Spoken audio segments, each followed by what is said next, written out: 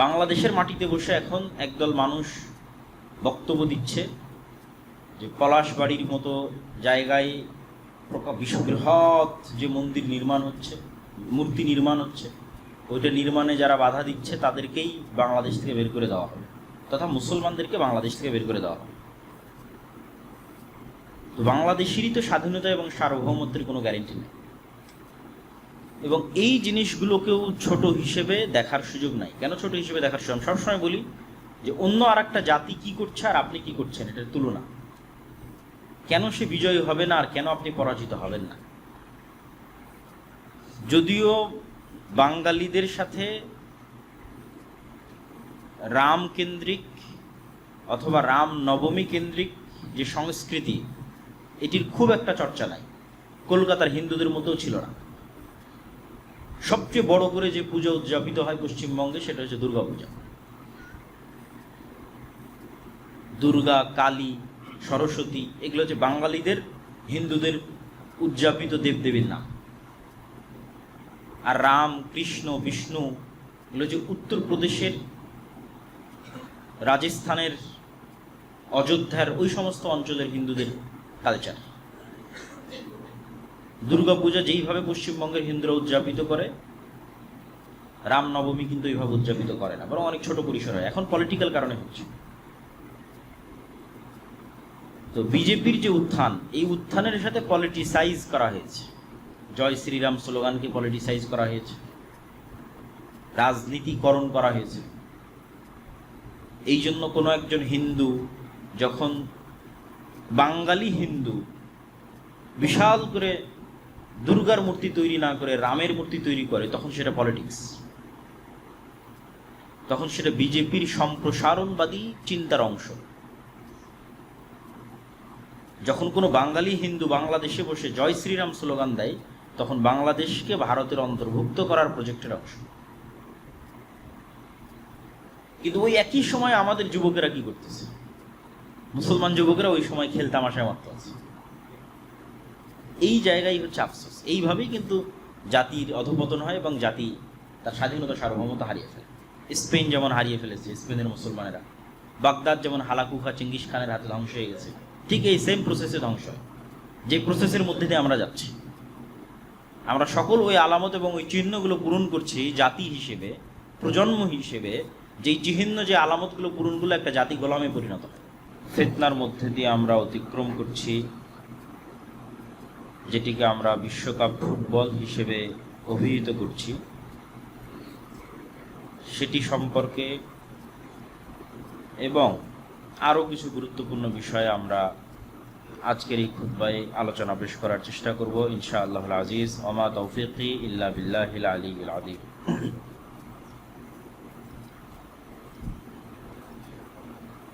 আল্লাহ সুবহানাহু তাআলা পবিত্র কোরআন মাজিদে যে কয়েকটি বিষয়ের প্রতি মানুষের মনোযোগ আকর্ষণ করার চেষ্টা করেছেন বারবার বিভিন্ন আঙ্গিকে, তার মধ্যে সবচেয়ে গুরুত্বপূর্ণ বিষয় হচ্ছে দুনিয়ার তুচ্ছতা এবং পরকালের মূল্য।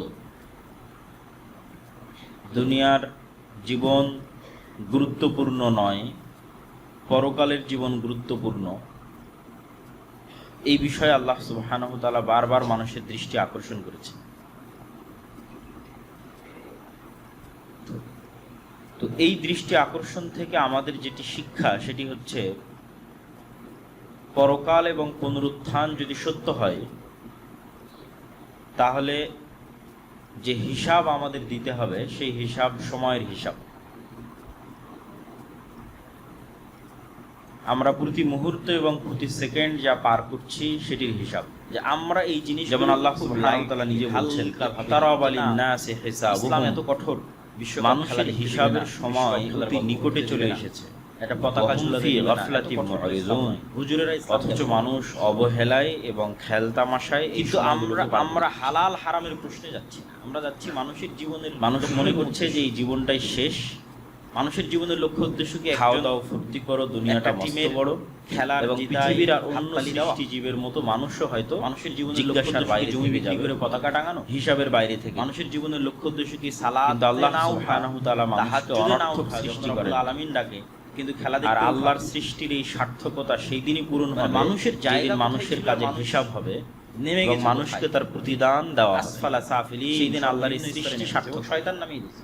তাহলে আমরা যে মানুষ, আল্লাহর শ্রেষ্ঠ সৃষ্টি, এটি সার্থক হবে। এখান থেকে অন্তত কিছু না বোঝা গেলেও একটা জিনিস বোঝা যায়, তো এই সময়ের গুরুত্ব সম্পর্কে আল্লাহ সুবহানাহু ওয়া তাআলা নিজেও আমাদের সবার একটি সূরা মুখস্থ আছে, সূরা দাজ্জালের কাফার ওয়াল আসর পড়ার পর ইন্নাল ইনসানা লাফি খুসর, মানুষ পাগলের মতো দাজ্জালের অনুসরণ করবে, নিশ্চয় প্রত্যেক মানুষ সময় নষ্ট করে। আমাদের চোখের সামনে আমরা দেখতেছি।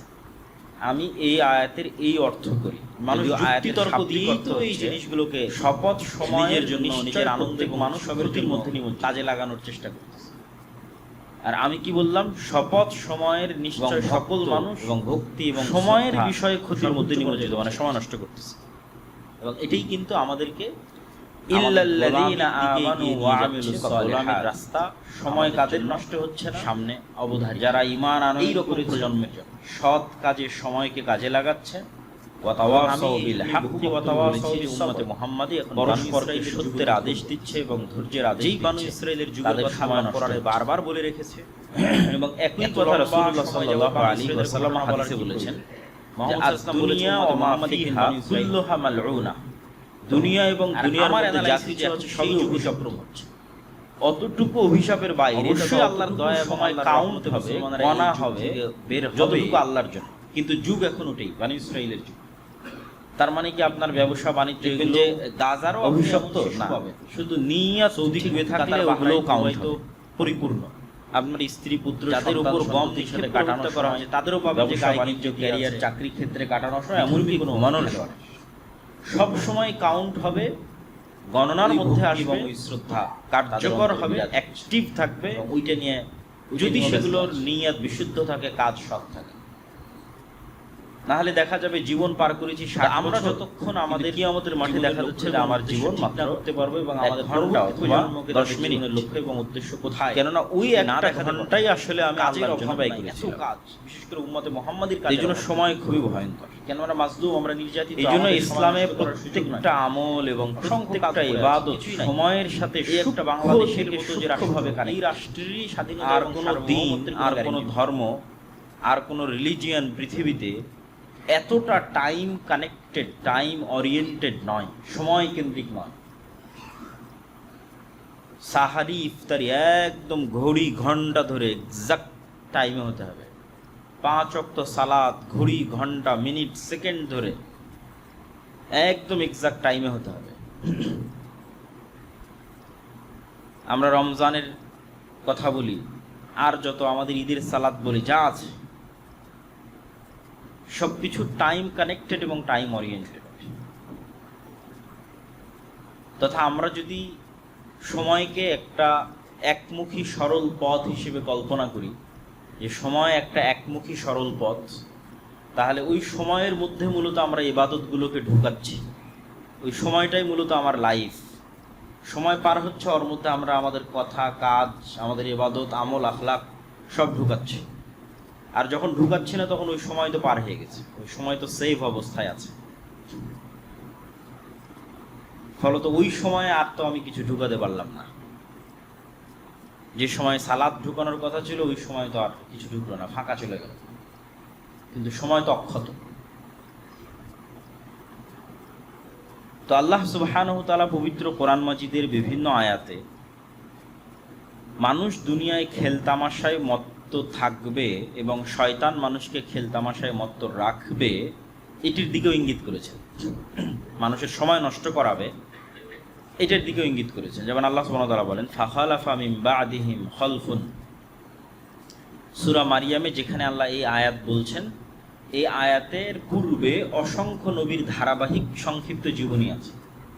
নূহ, হুদ, সালেহ, ইব্রাহিম, লূত, মুসা, ঈসা, অনেক নবীর নাম নিয়ে সংক্ষিপ্ত সংক্ষিপ্ত ধারাবাহিক জীবনীর পর এবার আল্লাহ বলছেন, ফাখালাফা মিন বা'দিহিম খালফুন। এদের পরে এমন প্রজন্ম আসলো, তথা প্রত্যেক নবীর পরে এদের পরে এমন প্রজন্ম আসলো, আদাউস সালাত, যারা সালাতকে নষ্ট করে দিল, সালাতের গুরুত্ব তাদের কাছে থাকলো না। ওয়াত্তাবাউশ শাহওয়াত, এবং নিজের মনের প্রবৃত্তির অনুসরণ করলো, আল্লাহর কথা শুনলো না। ফাসাউফা ইয়ালকাউনা গাইয়া, এরা ধ্বংস হয়ে যাবে। আযাব প্রাপ্ত, গজব প্রাপ্ত হবে। তো অতীতের উম্মতেরা যেমন আযাব এবং গজব প্রাপ্ত হয়েছে, এই উম্মত আযাব এবং গজব প্রাপ্ত হবে। আমরাও এই কাতারে আসবো, কারণ আমরা মুহাম্মদ সাল্লাল্লাহু আলাইহি ওয়াসাল্লামের পরে আসছি। তো মুহাম্মদ সাল্লাল্লাহু আলাইহি ওয়াসাল্লাম এবং তার সাহাবীরা সালাতের গুরুত্ব দিয়েছে, শাহওয়াতের অনুসরণ করেনি। কিন্তু আমরা যারা পরবর্তীতে অনুসরণ করতেছি 1400 বছর পর, আমাদের কাছে সালাত অবহেলিত এবং আমাদের মনের প্রবৃত্তি প্রাধান্যপ্রাপ্ত। তাহলে অতীতে চলে যাওয়া জাতির মতো তো আমরা গজব প্রাপ্ত হওয়ার হকদার। সে গজব কোথায়? তো উম্মতে মুহাম্মাদির গজব মূলত বিধর্মীদের উম্মতে মুহাম্মাদির উপর চাপিয়ে দেওয়া। আল্লাহ আমাদের উপর শাসন করার দায়িত্ব দিবেন বিধর্মীদের। এটা হলো উম্মতে মুহাম্মাদির উপর গজবের ধরন। অথবা মুসলমান পরস্পর গৃহযুদ্ধ। আল্লাহ সুবহানাহু ওয়া তাআলা প্রায় নবীর সময়ে গজবের স্টাইল চেঞ্জ করেছেন। সুতরাং গজব সবসময় একই স্টাইলে আসবে, এটা সাধারণত দেখা যায়নি। নূহ আলাইহিস সালাতু ওয়াস সালামকে বন্যায়, তো লূত আলাইহিস সালাতু ওয়াস সালামকে তো বন্যায় নয়। পরবর্তীতে আর কোনো নবীর ক্ষেত্রে বন্যা আসেনি, মানে গজবের ফরম্যাটে বন্যা আসেনি। লূত আলাইহিস সালাতু ওয়াস সালামকে শহর উল্টিয়ে দেওয়া হয়েছে। পরবর্তী আর কোনো নবীর গজবের ক্ষেত্রে এই ফরম্যাট আসে। হুদ আলাইহিস সালাতু ওয়াস সালামের কওমকে বিকট আওয়াজ, সালেহ আলাইহিস সালাতু ওয়াস সালামের কওমকে ঝড়ো বাতাস, তথা কোনো এক নবীর ক্ষেত্রে ঝড়ো বাতাস, কোনো এক নবীর ক্ষেত্রে বিকট আওয়াজ। আবার যখন আসহাবুল ফিল আসতো তখন উপর থেকে পাখি দিয়ে পাথর। তাহলে উম্মতে মুহাম্মাদির ক্ষেত্রে কি? উম্মতে মুহাম্মাদির ক্ষেত্রে কি ভূমিকম্প হয়ে মাটির নিচে ধসে যাবে, বন্যা হয়ে ডুবে যাবে? না। উম্মতে মুহাম্মাদির ক্ষেত্রে আযাবের ফরম্যাট হচ্ছে বিধর্মীরা আপনাকে শাসন করবে, অথবা আমরা নিজেরা গৃহযুদ্ধ করে পরস্পরকে হত্যা করব। এই আযাব কেন আসবে? আদাউস সালাত, যখন সালাত অবহেলিত হবে, মনের প্রবৃত্তির অনুসরণ হবে। আল্লাহ সুবহানাহু ওয়া তাআলা আর এক আয়াতে বলেন, ওমিনান নাসি মান ইয়াশতারি লাহওয়াল হাদিস লিউদিল্লা আন সাবিলিল্লাহ। মানুষদের মধ্যে একদল মানুষ আছে যারা লাহওয়াল হাদিস কিনে। লাহওয়াল হাদিসের ব্যাখ্যায় ইবনে কাসির রাহিমাহুল্লাহ বলছেন, প্রত্যেক যে কাজ মানুষকে আল্লাহর স্মরণ থেকে দূরে রাখে তার সবই লাহওয়াল হাদিস। মোবাইলের গেম থেকে শুরু করে, ফেসবুক স্ক্রলিং থেকে শুরু করে, মুভি সিরিজ থেকে শুরু করে, খেলা দেখা থেকে শুরু করে, যে কোনো কিছু যা মানুষকে আল্লাহর স্মরণ থেকে গাফেল করে দেয় তা লাহওয়াল হাদিস। ওমিনান নাসি মান ইয়াশতারি লাহওয়াল হাদিস লিউদিল্লা আন সাবিলিল্লাহ। যারা লাহওয়াল হাদিসে ব্যস্ত হয়ে যায়, বা স্বাভাবিক বাংলা বললে অপ্রয়োজনীয় কথা ও কাজে ব্যস্ত হয়ে যায়। মিন হুসনি ইসলামিল মারই তারকু মা লা ইয়ানি। একজন মুসলমানের সবচেয়ে ভালো গুণ কি? যা অপ্রয়োজনীয় তা পরিত্যাগ করে দিবে। কথা অপ্রয়োজনীয় বাদ বলবে না। গীবত, তোহমত, অপবাদ, আড্ডা, কমেন্ট, ফেসবুক অপ্রয়োজনীয় বাদ দিয়ে দিবে। যেটা শোনা অপ্রয়োজনীয় সেটা বাদ দিয়ে দিবে। যেটা দেখা অপ্রয়োজনীয় সেটা বাদ দিয়ে দিবে। পুরো জীবন হবে কি কেন্দ্রিক? পরকাল কেন্দ্রিক, যেটা সবচেয়ে গুরুত্বপূর্ণ। খায়রু ওয়া আবকা, সর্বশ্রেষ্ঠ এবং চিরস্থায়ী। ওই জীবন তৈরিতে ফোকাস থাকবে, যে আমার পরকালীন জীবন আমি বিল্ড আপ করতেছি, তৈরি করতেছি। এখানে আরো একটা জিনিস আমরা এই আলোচনার সাথে সম্পৃক্ত করতে চাই, সেটি হচ্ছে মানুষ সৃষ্টির পিছনে আল্লাহর তাৎপর্য, মহত্ব, ইচ্ছা এবং উদ্দেশ্য। ওয়াইদ ক্বালা রাব্বুকা লিল মালাইকাতি ইন্নী জাইলুন ফিল আরদি খলিফা ক্বালু আতাজআলু ফিহা মান ইউফসিদু ফিহা ওয়া ইয়াসফিকুদ দিমা ওয়া নাহনু নুসাব্বিহু বিহামদিকা ওয়া নুকদ্দিসু লাক। আল্লাহ ফেরেশতাদের ডেকে বললেন, আমি পৃথিবীতে নতুন প্রতিনিধি তৈরি করতে চাই। পৃথিবীর প্রতিনিধি, পৃথিবীর দায়িত্বশীল। এতদিন পৃথিবীর প্রতিনিধি ছিল জিনেরা। তো ফেরেশতারা বললেন, আপনি পৃথিবীতে এমন দায়িত্বশীল পাঠাবেন যারা আবারও ফিতনা, ফাসাদ, রক্তপাত ঘটাবে, জিনদের মতো। আল্লাহ বললেন, অথচ আমরা আপনার তাসবিহ এবং তাহলিল পাঠ করছি। তাসবিহ এবং তাহলিল পাঠ তো আমরা করছি, তাহলে নতুন সৃষ্টির কি প্রয়োজন? আল্লাহ বললেন, আমি যা জানি তোমরা তা জানো না। তো তারপরের ঘটনা আপনাদের জানা। সেই ঘটনার সামারি কি? আল্লাহ সুবহানাহু ওয়া তাআলা মানুষকে জ্ঞান দিলেন, স্বাধীন ইচ্ছা শক্তি দিলেন। এই জ্ঞান আর এই স্বাধীন ইচ্ছা শক্তির মাধ্যমে মানুষ পৃথিবীর আর অন্য সকল সৃষ্টি জীব থেকে আলাদা হয়ে গেল। এটাই মানুষকে পশু থেকে আলাদা করে। মানুষ যদি শুধু খায়, ঘুমায় এবং খেলতামাশায় মত্ত থাকে, তাহলে ওই মানুষ এবং আর একটা পশুর মধ্যে কোনো পার্থক্য নাই। একটা গরু, একটা ছাগল, একটা কুকুর এবং একটা শ্রীগালের মধ্যে কোনো পার্থক্য নাই। পার্থক্য তখনই তৈরি হবে যখন আমরা এই আল্লাহর সৃষ্টি রহস্যকে মাথায় রাখবো, যে জ্ঞান এবং স্বাধীন ইচ্ছা শক্তির মাধ্যমে মানুষ কুকুরের থেকে আলাদা, মানুষ শ্রীগালের থেকে আলাদা, গরুর থেকে আলাদা। কেন? মানুষকে জ্ঞান দেওয়া হয়েছে, স্বাধীন ইচ্ছা শক্তি দেওয়া হয়েছে। এই জ্ঞান এবং স্বাধীন ইচ্ছা শক্তিকে কাজে লাগিয়ে মানুষ সবচেয়ে নিকৃষ্ট হতে পারে, আবার এই জ্ঞান এবং স্বাধীন ইচ্ছা শক্তিকে কাজে লাগিয়ে মানুষ ফেরেশতাদের চেয়েও শ্রেষ্ঠ হতে পারে। জিনদের চাইতে, ফেরেশতাদের চাইতে, পৃথিবীর সকল সৃষ্টিজীবীর চেয়ে শ্রেষ্ঠ হতে পারে, যখন সে আল্লাহ সুবহানাহু ওয়া তাআলার ওই দায়িত্বের সাথে নিজেকে অ্যালাই করে যে আমি আসলেই আল্লাহ সুবহানাহু ওয়া তাআলা আমাকে পৃথিবীর দায়িত্ব দিয়েছে, আমি সেই দায়িত্বপ্রাপ্ত, আমার জীবনের একটা উদ্দেশ্য আছে। এবং এই দায়িত্বের সবচেয়ে বড় প্রমাণ কি? আল্লাহ সুবহানাহু ওয়া তাআলা আসমান এবং জমিন এবং তার মধ্যে যা কিছু আছে সব কিছুকে মানুষের অধীনস্থ করে দিয়েছে। সুবহানাল্লাযী সাখখারা লানা হাযা, আমাদের অধীনস্থ। আসমান বৃষ্টি বর্ষণ করে আমাদের জন্য, জমিন ফসল উৎপাদন করে আমাদের জন্য, নদী প্রবাহিত হয় আমাদের জন্য, মৌমাছি মধু সংগ্রহ করে আমাদের জন্য, আমাদের আশেপাশে যা আছে সব আমাদের সেবা এবং আমাদের খেদমতে নিয়োজিত।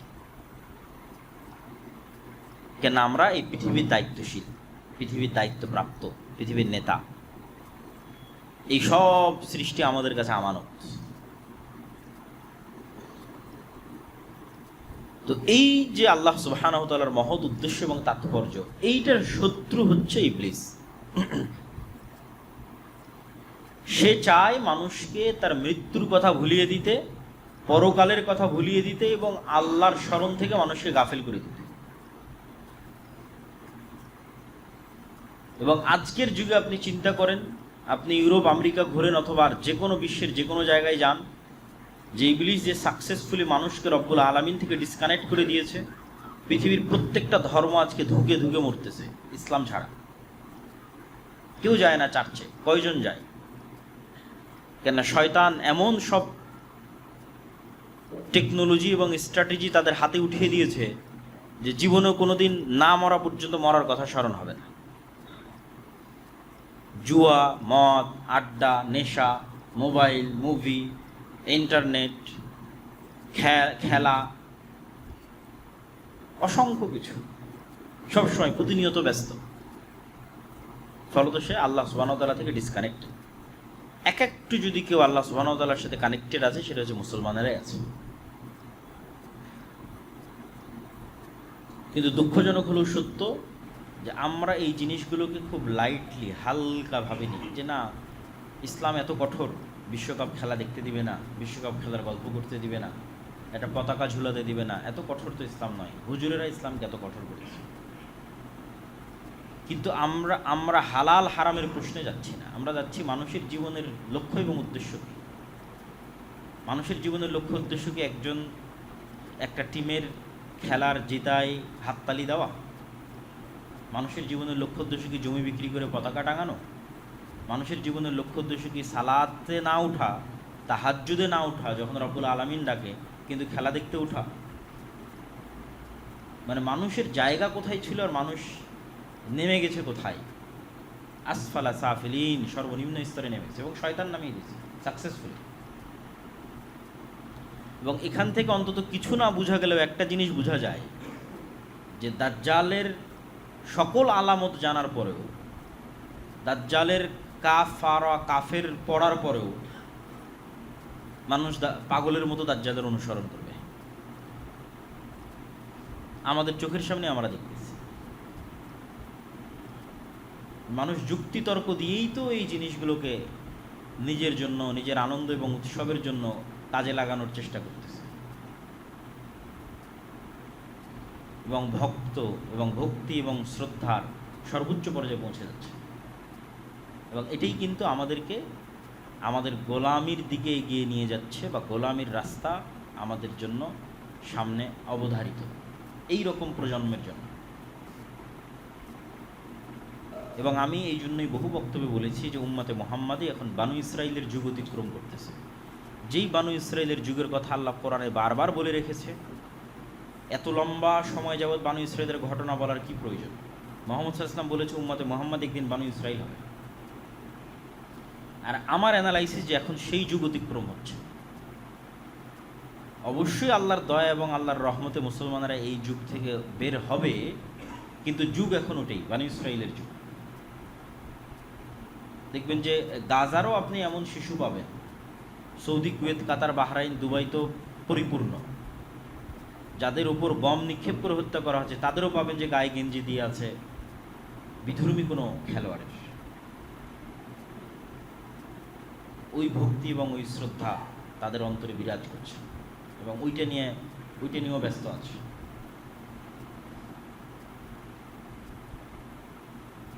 তো আমরা যতক্ষণ আমাদের জীবনের লক্ষ্য এবং উদ্দেশ্য ঠিক না করতে পারবো এবং আমাদের পরবর্তী প্রজন্মকে তাদের জীবনের লক্ষ্য এবং উদ্দেশ্য কোথায় সেটি না দেখাতে পারবো, কাজের অভাব নাই, এত কাজ, বিশেষ করে উম্মতে মুহাম্মাদির কাজের অভাব নাই।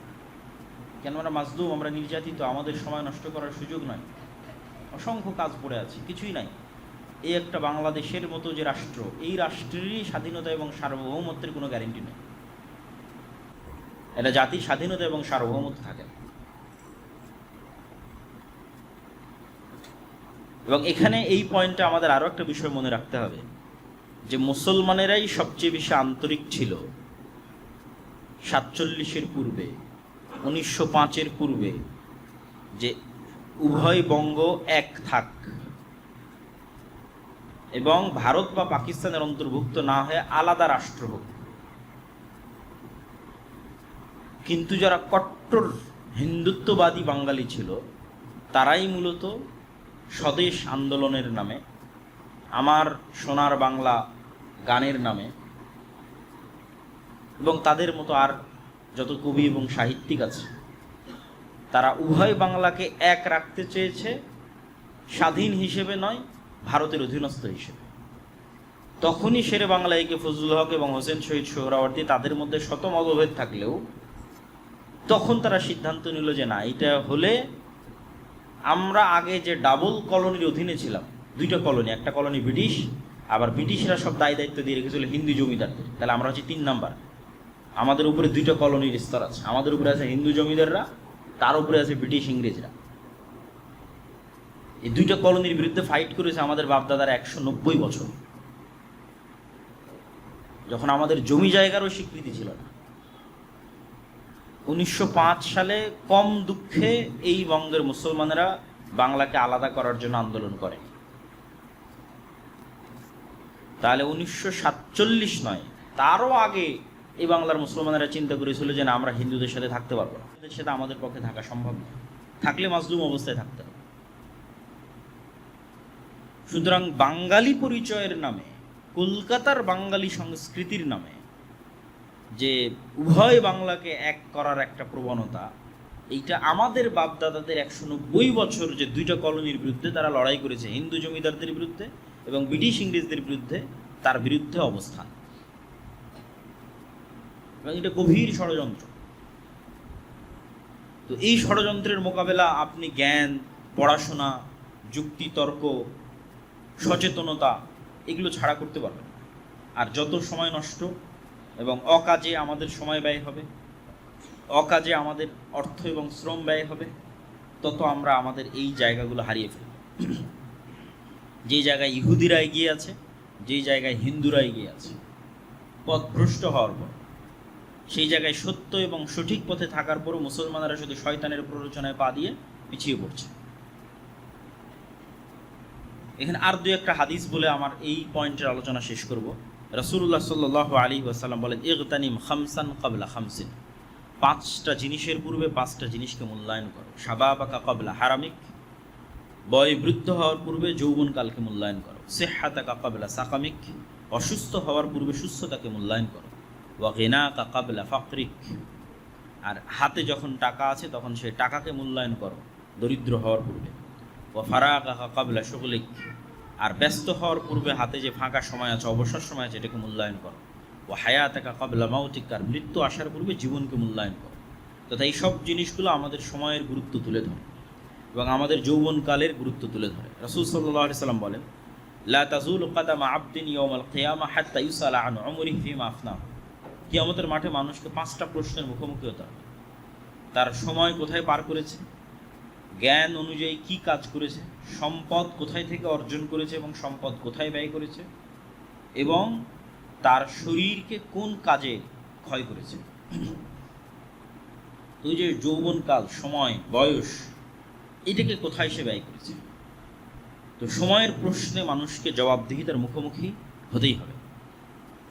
এই জন্য আমরা উদাত্ত আহ্বান জানাই যে আমরা যেন আল্লাহর মহৎ সৃষ্টির যে উদ্দেশ্য, পৃথিবীর প্রতিনিধিত্ব করার যে দায়িত্ব এবং উম্মতে মুহাম্মাদি হিসেবে মানুষকে জান্নাতের পথে নিয়ে যাওয়ার যে দায়িত্ব, এইটা সম্পর্কে সচেতন হই এবং আমাদের আশেপাশে মানুষ যে সময় নষ্ট করতেছে, কাজ নাই, চায়ের স্টলে, অফিসে, আদালতে, ফেসবুকে খেলা দেখায়, তাদেরকে এবং নিজেরাও হেদায়েত হয় এবং তাদেরকেও হেদায়েত করার চেষ্টা করে। তারা সময়গুলোকে কাজে লাগাক, জ্ঞান অর্জন করুক, পড়াশোনা করুক।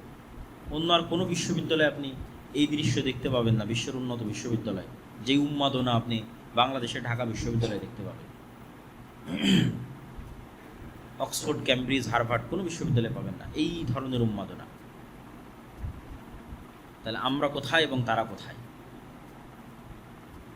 আর আমরা বক্তব্যের শেষ অংশে এসে যেটা আলোচনা করতে চাচ্ছি সেটা হচ্ছে মুহররম। আল্লাহ সুবহানাহু তাআলা 4টি মাসকে হারাম করেছেন এবং পবিত্র কোরআনে আয়াত অবতীর্ণ করে সেটা স্পষ্ট করেছেন। ইন্না ইদ্দাতা শুহুরি ইনদাল্লাহ 12 শাহরান ফি কিতাবিল্লাহ। যেই দিন থেকে আল্লাহ আসমান এবং জমিন সৃষ্টি করেছেন ওই দিন থেকে আল্লাহর গণনায় মাস হচ্ছে 12টি। যেই দিন থেকে আল্লাহ আসমান এবং জমিন সৃষ্টি করেছেন ওই দিন থেকে লাউহে মাহফুজে আল্লাহ সুবহানাহু তাআলার গণনায় মাস 12টি। অর্থাৎ 12 মাস মানুষের আবিষ্কার নয়, আল্লাহর নির্ধারণ। পৃথিবী যেদিন থেকে সৃষ্টি হয়েছে সেই দিন থেকে। মিনহা আরবাআতুন হুরুম, আর ওই দিন থেকে 4টা মাস হারাম। হারাম শব্দের অর্থ হচ্ছে রেস্ট্রিক্টেড, নিষিদ্ধ। অনেক সময় কোনো কিছু নিষিদ্ধ হয় নিকৃষ্টতার কারণে, আর অনেক সময় কোনো কিছু নিষিদ্ধ হয় সম্মানের কারণে। নিষিদ্ধ মানে নিকৃষ্টতা নয়, কখনো নিষিদ্ধ হয়েছে সম্মানের কারণে। যেমন আপনারা বলেন যে মাহরাম, মেয়ের সাথে মাহরাম যেতে হবে। মাহরাম মানেও কিন্তু হারাম। কি হারাম? ওই মেয়ের সাথে যার বিবাহ হারাম সে তার মাহরাম। যেমন মেয়ের সাথে তার পিতার বিবাহ হারাম, নিষিদ্ধ। তো এই নিষিদ্ধ মানে একজন আরেকজনের জন্য নিকৃষ্ট না। হারাম কখনো নিকৃষ্টতার কারণে এবং কখনো সম্মানের কারণে। তাহলে ঠিক তেমনি সম্মানের কারণে হারাম কি? প্রাইম মিনিস্টার যে এরিয়ায় আছে, সংসদ ভবন যে এরিয়া আছে, রেস্ট্রিক্টেড এরিয়া, ক্যান্টনমেন্ট যে এরিয়া আছে, নিকৃষ্ট হওয়ার কারণে রেস্ট্রিক্টেড না, অনেক দামি হওয়ার কারণে রেস্ট্রিক্টেড। অনেক দামি ভিআইপি পার্সনরা সেখানে আছে, রাষ্ট্রের গুরুত্বপূর্ণ দামি জিনিস রেস্ট্রিক্টেড, নিষিদ্ধ। তো এইরকমই আল্লাহ সুবহানাহু তাআলার বিধানে কিছু শহর হারাম, কিছু এলাকা হারাম, কিছু মাস হারাম।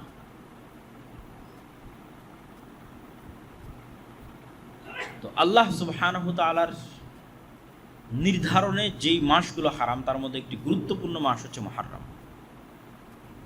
পরপর 3 মাস, দুল কায়দা, দুল হিজ্জা এবং মুহররম। তো এই হারাম মাসগুলোর সম্মান হচ্ছে হারাম মাসে যুদ্ধ বিগ্রহ নিষিদ্ধ। যুদ্ধ বিগ্রহ নিষিদ্ধ মানে নিজে থেকে শুরু করা নিষিদ্ধ। এটাই হারাম মাসের সম্মান, যে কোনো মুসলিম শাসক, কোনো মুসলিম খলিফা এই 4 মাসে নিজে থেকে যুদ্ধ স্টার্ট করতে পারবে না, বরং তার কোনো যুদ্ধ বন্ধ করার ক্ষমতা থাকলে বন্ধ করবে এই 4 মাসে। আর যদি যুদ্ধ চাপিয়ে দেওয়া হয় তথা আমার উপর কেউ হামলা করতেছে, তখন তার কিছু করার নাই। তখন আল্লাহ অনুমতি দিয়েছে যে ঠিক আছে, যতটুকু তোমাদের উপর জুলুম হচ্ছে তোমরা ততটুকু জুলুমের প্রতিবাদ করো। কিন্তু নিজে থেকে হারাম মাসে যুদ্ধ শুরু করা যাবে, মারামারি, গন্ডগোল, ফাটাফাটি শুরু করা যাবে। শান্তি বিরাজ রাখতে হবে। এবং এই বিধান মক্কার মুহাম্মদ সাল্লাল্লাহু আলাইহি ওয়াসাল্লাম আসার পূর্বের কাফেররা অনুসরণ করত। কাফের মুশরিকদের কাছে হারাম মাসের গুরুত্ব ছিল। আর হারাম এরিয়া হচ্ছে মক্কা এবং মদিনা। মক্কাকে হারাম করেছে ইব্রাহিম আলাইহিস সালাতু ওয়াস সালাম, মদিনাকে হারাম করেছে মুহাম্মদ সাল্লাল্লাহু আলাইহি ওয়াসাল্লাম। তো মুহররম মাসের 10 তারিখ, আশুরা মানে দশম, 10th, আরবিতে 10-এর আরবি হচ্ছে আশারা, 10, ওইটাকে যখন দশম যুক্ত করা হয়েছে তখন আরবিতে হচ্ছে আশুরা, দশম দিন, 10 থেকে দশম। তাহলে আশারা থেকে আশুরা, 10 থেকে দশম, মুহররম মাসের দশম দিন। তো মুহররম মাসের দশম দিনের কি গুরুত্ব? এমনি অসংখ্য জয়ীফ হাদিস আছে, জাল হাদিস আছে, যে সব কিছুই মুহররম মাসের 10 তারিখ। আল্লাহ পৃথিবী সৃষ্টি করেছে এই দিনে, পৃথিবী ধ্বংস হবে এই দিনে, আদম সৃষ্টি করেছেন এই দিনে, এরকম অসংখ্য কিছু রিওয়ায়াত আছে যেগুলো সরাসরি নির্ভরযোগ্য সূত্রে প্রমাণিত নয়।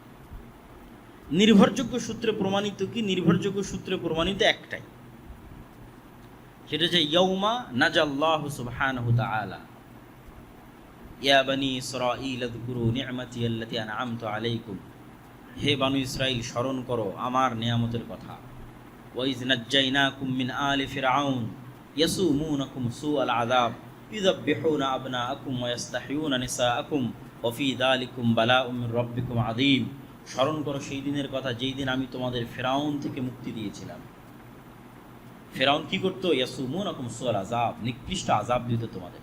কিভাবে আযাব দিত? ইউযাব্বিহুনা আবনাআকুম, তোমাদের ছেলে সন্তানদের জবাই করতো। ওয়া ইস্তাহইয়ুনা নিসাআকুম, তোমাদের মেয়েদের বাঁচিয়ে রাখতো। কি দয়ায় বাঁচিয়ে রাখতো মেয়েদের? না, একদিকে পুরুষকে হত্যা করা হচ্ছে, আর একদিকে পরিবারের সম্মান, মেয়েদেরকে বাঁচিয়ে রাখা হচ্ছে দাসত্ব করার জন্য, প্র্যাকটিক্যাল দাসত্ব করার জন্য, আর পুরুষদেরকে হত্যাই করা হচ্ছে।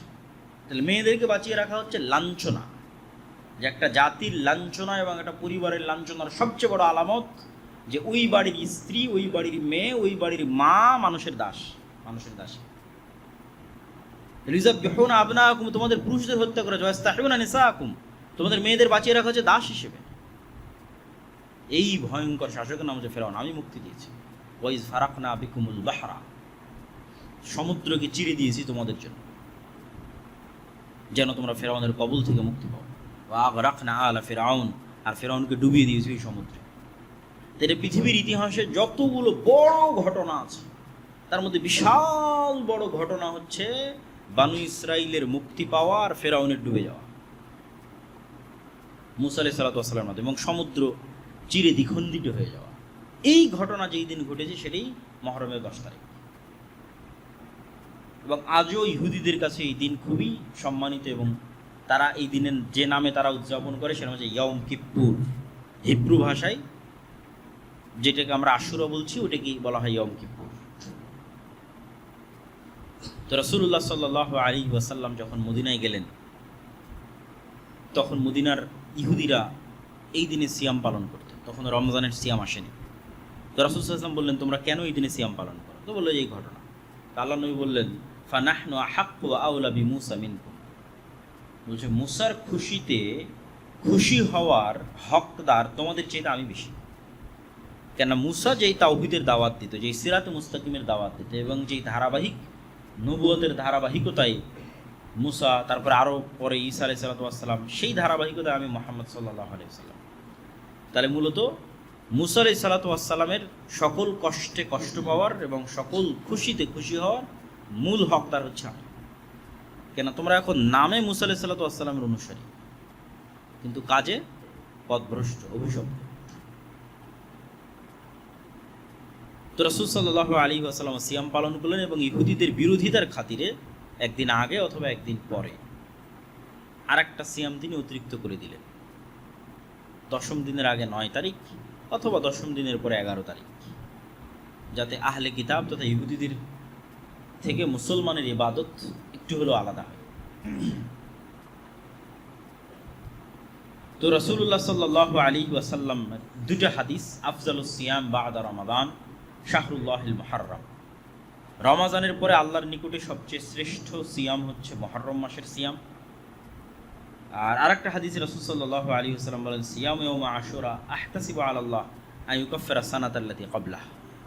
আমরা কিছুদিন পূর্বে আরাফার সিয়াম রেখেছিলাম 1 বছর আগের এবং 1 বছর পরের গুনাহ, আর রাসূল সাল্লাল্লাহু আলাইহি ওয়াসাল্লাম এটাতে বলছেন আশুরাতে 1 বছর পূর্বের গুনাহ। আল্লাহ সুবহানাহু ওয়া তাআলা আশুরার একদিন সিয়ামে মানুষের 1 বছরের পূর্বের গুনাহ ক্ষমা করে দেবেন। কিন্তু দুঃখের বিষয় হচ্ছে এই আশুরাকে নিয়ে আমাদের সমাজে অনেক আকীদাগত বিভ্রান্তি আছে। আর এই বিভ্রান্তির একটা ঘটনাও আছে কাকতালীয়, সেটি হচ্ছে হোসাইন রাদিয়াল্লাহু তাআলা আনহুর মৃত্যু। হাসান এবং হোসাইন রাদিয়াল্লাহু তাআলা আনহুমার প্রতি ভালোবাসা ঈমানের অঙ্গ, আলী রাদিয়াল্লাহু তাআলা আনহুর প্রতি ভালোবাসা ঈমানের অঙ্গ, সকল সাহাবীদের প্রতি ভালোবাসা ঈমানের অঙ্গ। আল্লাহর নবীর পরিবার পরিজনের প্রতি বিদ্বেষ পোষণ করা কাফের হওয়ার আলামত, মুনাফিক হওয়ার আলামত। কিন্তু মুহাম্মদ সাল্লাল্লাহু আলাইহি ওয়াসাল্লামকে যেমন যিশু খ্রিস্টের জায়গায় বসানো যাবে না, ঠিক তেমনি মুহাম্মদ সাল্লাল্লাহু আলাইহি ওয়াসাল্লামের কোনো সাহাবীকেও যিশু খ্রিস্টের জায়গায় বসানো যাবে না। যিশু খ্রিস্টকে তথা ঈসা আলাইহিস সালাতু ওয়াস সালামকে খ্রিস্টানরা কোথায় বসিয়েছে? এমন উঁচুতে নিয়ে চলে গেছে যে সারা পৃথিবীর সব মানুষের গুনাহ নিয়ে ঈসা আলাইহিস সালাতু ওয়াস সালাম মারা গেছে, নাউজুবিল্লাহ। এই জন্য ঈসা আলাইহিস সালাতু ওয়াস সালামের মৃত্যুকে উদযাপন করা, কাছাকাছি ওই সেম থিওরিতে চলে গেছে একদল বিভ্রান্ত মুসলমান হুসাইন রাদিয়াল্লাহু তাআলা আনহুর মৃত্যুকে নিয়ে। অথচ হুসাইন রাদিয়াল্লাহু তাআলা আনহুর চেয়ে অবশ্যই শ্রেষ্ঠ আশারায়ে মুবাশশার বিল জান্নাহ, জান্নাতের সুসংবাদ প্রাপ্ত 10 জন সাহাবী। অন্তত তার নিজের পিতা আলী রাদিয়াল্লাহু তাআলা আনহু তো অবশ্যই শ্রেষ্ঠ। তো যারা জান্নাতের সুসংবাদ প্রাপ্ত এবং তাদের মধ্যে যে 4 জন খলিফা, তাদেরকেও অনেককেই হত্যা করা হয়েছে। ওমরকে হত্যা করা হয়েছে, ওসমানকে হত্যা করা হয়েছে রাদিয়াল্লাহু তাআলা আনহু।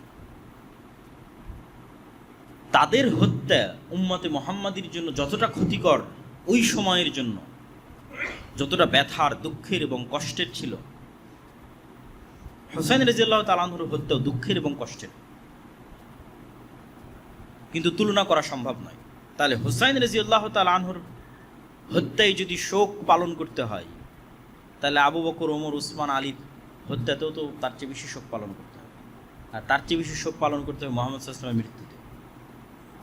কিন্তু ইসলাম তো শোকের ধর্মই নয়, ইসলাম শোকের দিন নয়। সর্বোচ্চ স্বামীর মৃত্যুতে মানুষ শোক পালন করতে পারে 4 মাস 10 দিন, সর্বোচ্চ। সেখানে যুগ যুগ যাবৎ আমরা একটা বিভ্রান্ত আকীদাকে লালন করে, যেই দিনে মূলত মুসা আলাইহিস সালাতু ওয়াস সালামের মুক্তিতে খুশি হয়ে সিয়াম পালন করার কথা, সেই দিনকে আমরা তাজিয়া মিছিল এবং বিভিন্ন কিছু, এবং আশুরা মুহররমকে, যেটা শরীয়তে ছিল, মানুষ জানেই না যে আশুরা মুহররম মানে মুসা আলাইহিস সালাতু ওয়াস সালামের মুক্তি। সবাই জানে আশুরা মুহররম মানে হোসাইন রাদিয়াল্লাহু তাআলা আনহুর হত্যা। এইটা হচ্ছে পলিটিক্স। শিয়া এবং সুন্নিদের যে দ্বন্দ্ব, এটার শুরুটা পলিটিক্স থেকে, রাজনীতি থেকে। এবং গল্প বলাতে যেহেতু তারা বেশি এক্সপার্ট, উপন্যাস লিখতে বেশি এক্সপার্ট পারস্যরা, ফলত হৃদয় বিদারক এই গল্পকে অনেক হাইলাইট করে হৃদয় বিদারক অসংখ্য সাহিত্য তৈরি হয়েছে। বাংলাতেও অসংখ্য সাহিত্য তৈরি হয়েছে এবং এটাকে একটা কালচারে রূপান্তর করা হয়েছে। এবং এটাকে শোক পালন, এই দিনে শোক পালন করাকে এবং নিজের উপর জুলুম করাকে ইবাদত বানানো হয়েছে, যেটার সাথে ইসলামের ন্যূনতম সম্পর্ক নেই। মানুষ নিজের গায়ে আঘাত করবে ছুরি দিয়ে, হাজার হাজার মানুষ রক্তাক্ত করবে নিজের মাথাকে, কষ্ট দিবে নিজেকে, এর সাথে ইসলামের ন্যূনতম সম্পর্ক নেই। এগুলো সম্পূর্ণরূপে হারাম। মানুষ নিজেকে কখনোই কষ্ট দিতে পারে না, ইসলামে নিষিদ্ধ। লা তুলকু আইদিকুম, তোমরা নিজেদেরকে তাহলুকা, স্বেচ্ছায় ধ্বংসের দিকে নিক্ষেপ করিও না, আল্লাহর আদেশ। এবং আত্মহত্যাও ইসলামে হারাম। এগুলো কাছাকাছি আত্মহত্যার মতো প্রবণতা। তো এই ধরনের বিভ্রান্ত এবং ভ্রান্ত আকীদা থেকে বের হয়ে এসে আমাদের আশুরা মুহররমের সঠিক আকীদা এবং সঠিক বিশ্বাস লালন করতে হবে। হ্যাঁ, হুসাইন রাদিয়াল্লাহু তাআলা আনহু যেমন আলে বাইতের অংশ, আয়েশা রাদিয়াল্লাহু তাআলা আনহাও আলে বাইতের অংশ। আলী ইবনে আবি তালিব রাদিয়াল্লাহু তাআলা আনহু রাসূল সাল্লাল্লাহু আলাইহি ওয়াসাল্লামের এক চাচা, আবু তালেবের সন্তান। তো রাসূল সাল্লাল্লাহু আলাইহি ওয়াসাল্লামের তো আরও চাচা আছে, আব্বাস ইবনে আব্দুল মুত্তালিব, হামজা ইবনে আব্দুল মুত্তালিব, তাদের সন্তানেরা কই? তাদের সন্তানেরও আলে বাইতের অংশ। আব্দুল্লাহ ইবনে আব্বাস এবং তাদের পরিবার আলে বাইতের অংশ। তাহলে শুধু এক একজনকে যদি আমি সম্পূর্ণরূপে আলাদা করে নিই, আলী রাদিয়াল্লাহু তাআলা রাসূল সাল্লাল্লাহু আলাইহি ওয়াসাল্লাম মাত্র এক মেয়েকে বিবাহ করেছে, আর উসমান রাদিয়াল্লাহু আনহু দুই মেয়েকে বিয়ে করেছে। তো রাসূল সাল্লাল্লাহু আলাইহি ওয়াসাল্লাম দুই মেয়েকে বিয়ে করার পর উসমান রাদিয়াল্লাহু আনহু হয়ে গেল আমার কাছে ঘৃণার পাত্র, আর এক মেয়েকে বিবাহ করার কারণে আমি তাকে হাইলাইট করে উপরে নিয়ে যেতে যেতে যেতে যেতে কেউ কেউ ইলাহ আল্লাহ বানিয়ে ফেলেছে আলী রাদিয়াল্লাহু তাআলা। নাউযুবিল্লাহ। তাহলে এই তুলনাগুলো থেকেই তো বোঝা যায় যে এটার মধ্যে কোথাও না কোথাও গ্যাপ আছে, ভুল ত্রুটি আছে। যদি আল্লাহর নবীর পরিবারের প্রতি ভালোবাসা হয়, তাহলে যিনি আল্লাহর নবীর দুই মেয়েকে বিয়ে করেছে উসমান রাদিয়াল্লাহু তাআলা উনি তো বেশি ভালোবাসার পাত্র, যদি আল্লাহর নবীর মেয়ের জামাই হিসেবে বেশি ভালোবাসার পাত্র। তাহলে এই জিনিসগুলো আসলে লজিক্যালি টিকে না, বরং এগুলো প্রত্যেকটাই মূলত পলিটিক্স। হ্যাঁ, এটা ঠিক যে যেই মুহূর্তে হুসাইন রাদিয়াল্লাহু তাআলা আনহুকে হত্যা করা হচ্ছে ওই মুহূর্তের শাসক ইয়াজিদ, কিন্তু উমাইয়াদের দারুল খেলাফা হচ্ছে দামেস্ক, আর নিহত হচ্ছেন হুসাইন রাদিয়াল্লাহু তাআলা আনহু ইরাকে। ইরাক থেকে সিরিয়ার দূরত্ব ভালোই, এবং মধ্যে মরুভূমি থাকায় যাওয়ার রাস্তা অনেক ক্রিটিক্যাল, ফোরাত নদীর তীর ধরে ঘুরে যেতে হয়। ইব্রাহিম আলাইহিস সালাতু ওয়াস সালাম যখন ইরাক থেকে সিরিয়াতে হিজরত করেছিলেন তখনও ওনাকে এইভাবে ঘুরে আসতে হয়েছে। তো শাসক আছে দামেস্কে, সরাসরি তার পক্ষ থেকে হত্যার আদেশের প্রমাণ ইতিহাসে পাওয়া যায় না। বায়াত যেন না নিতে পারে, আত্মসমর্পণ যেন করে, আমার হাতে এসে যেন বায়াত নাই, এই রকমের আদেশ আছে। কিন্তু মূল কালপ্রিট এখানে হচ্ছে কুফার মানুষেরা, যারা মুনাফিকি করেছে, যারা তাকে অনেক উৎসাহ দিয়ে মদিনা থেকে নিয়ে গেছে, আসেন আমরা আপনার পাশে থাকবো, অমুক করব তুমুক করব, কিন্তু যাওয়ার পর আর পাশে নাই। তো মূল কালপ্রিট হচ্ছে আহলে কুফা, কুফার তৎকালীন যারা মানুষ, যারা তাকে দাওয়াত দিয়ে উস্কিয়ে মদিনা থেকে বের করে নিয়ে এসেছে কুফায়, কিন্তু যখন কুফায় এসেছে তখন আর সাথ দেয়নি। ঘটনা অত্যন্ত হৃদয় বিদারক। অবশ্যই ইয়াজিদ ইবনে মুআবিয়াকে এতটুকুর জন্য দায় দেওয়াই যায় যে সে হত্যাকারীর কোনো বিচার করেছিল কিনা, এই প্রশ্ন অবশ্যই উত্থাপন করা যায়। এই জন্য আহলুস সুন্নাত ওয়াল জামাতের পক্ষ থেকে শাইখুল ইসলাম ইবনে তাইমিয়া বলেছেন ইয়াজিদ ইবনে মুআবিয়া না প্রশংসার যোগ্য না নিন্দারও যোগ্য। নিন্দা করেও আমরা গুনাহের ভাগিদার হতে রাজি নই, প্রশংসা করেও কেন সে সাহাবী নয়, আলাদা করে তার প্রতি আমাদের কোনো জিম্মেদারিও নয়। কিন্তু এইটার কারণে তার পিতা মুআবিয়া রাদিয়াল্লাহু তাআলা আনহুকে দায় দেওয়া, তখন তিনি পৃথিবীতে নাই, উনি অনেক আগে পৃথিবী থেকে চলে গেছেন। মুআবিয়া রাদিয়াল্লাহু তাআলা আনহু আরেক সাহাবীর সন্তান, যে আবু সুফিয়ান, মুআবিয়া ইবনে আবি সুফিয়ান। আবু সুফিয়ান হচ্ছে আবু জাহালের পরে মক্কার কুরাইশদের নেতা। আবু সুফিয়ান রাদিয়াল্লাহু তাআলা আনহু মক্কা বিজয়ের সময় ইসলাম গ্রহণ করে।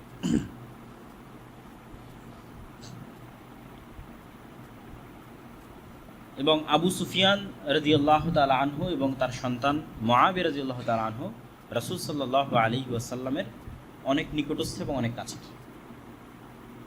যারাই পূর্বে কাফের থেকে মুসলমান হয়েছে তাদের কারো প্রতি বিদ্বেষ রাখার সুযোগ নাই, তার পূর্বের কাফের অবস্থার কারণে। কি জন্য সুযোগ নাই?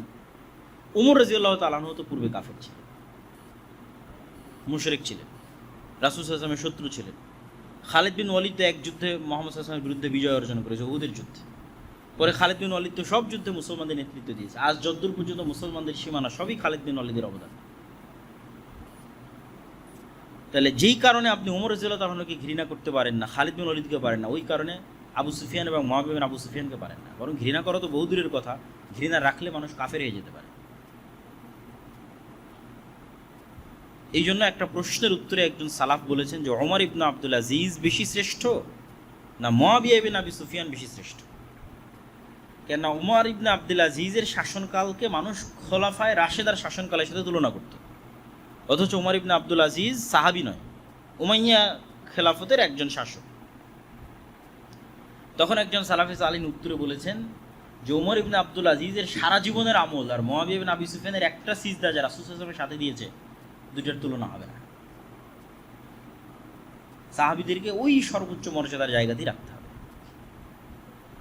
ফলত এই নিকৃষ্ট পলিটিক্সের মধ্যে ঢুকে ঈমান হারানো অত্যন্ত বড় একটি শয়তানের ষড়যন্ত্র। এই ষড়যন্ত্রে আমাদের পা দেওয়া যাবে না। আল্লাহ সুবহানাহু ওয়া তাআলা আমাদের মুহররমের 10 তারিখের যে সঠিক ইতিহাস সেটি জানার এবং মুসা আলাইহিস সালাতু ওয়াস সালামের যে মুক্তি, এই মুক্তিতে আনন্দিত হয়ে সিয়াম পালন করার তৌফিক দান করুক আল্লাহুম্মা আমিন। আর বক্তব্যের শুরুতে আমরা যে আলোচনা করেছি, আমাদের দুনিয়ার জীবনের যে খেলতামাশার মাধ্যমে আমাদের মৃত্যুকে ভুলিয়ে রাখতে চায় শয়তান, আল্লাহর স্মরণ থেকে আমাদের গাফিল করতে চাই, শয়তানের সেই প্রজেক্টগুলোর আমরা অংশ হচ্ছে, আমাদের সময় নষ্ট করছে, আমাদের যুবক সমাজ সময় নষ্ট করছে। অথচ হিন্দু এবং ইহুদিরা কি করতেছে সেটা থেকে আমরা সম্পূর্ণরূপে গাফেল। এই যে গোলামির রাস্তা আমরা অবলম্বন করতেছি, বানু ইসরাইল হয়ে যাচ্ছে, বানু ইসরাইলদের মতো গোলামের রাস্তায় চলে যাচ্ছে। এটা বিষয়ে আমাদের সচেতনতা তৈরি করতে হবে এবং আল্লাহ সুবহানাহু ওয়া তাআলার সাথে সম্পৃক্ত হওয়ার মাধ্যমে জ্ঞান, গবেষণা, পড়াশোনা, কাজ, প্রোডাক্টিভিটি এগুলো নিয়ে ব্যস্ত থাকতে হবে। আল্লাহ সুবহানাহু ওয়া তাআলা আমাদের সেই তৌফিক দান করুক। আল্লাহুম্মা আমিন।